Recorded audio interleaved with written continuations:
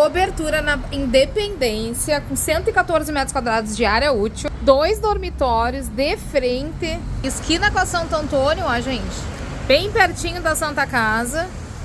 Pra lá é a Ramiro Barcelos, ó, ao lado do GCPEL aqui, o mercado.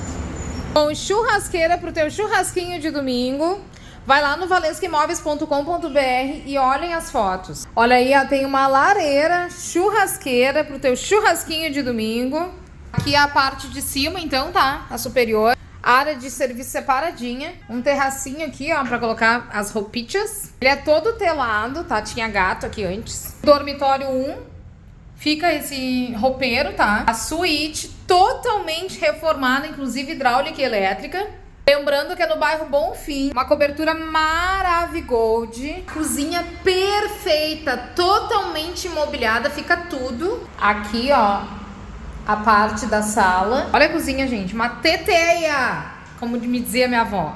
Maravilhinda ela, Maravigold, código 4778, vai lá no valescaimoveis.com.br, código 4778. Maravigold, outro banheiro, ó, 2 banheiros. Prédio com elevador. Olha os móveis, tá, querida? E ela baixou mais de 100 mil reais agora. Elétrica toda feitinha. Tem 220. Prédio com elevador. Ó, gente, Independência esquina com a Santo Antônio, bem bom. Tô com a chave, baixou mais de 100 mil reais agora, tá? 2 dormitórios, 114 metros quadrados de área útil, churrasqueira, lareira.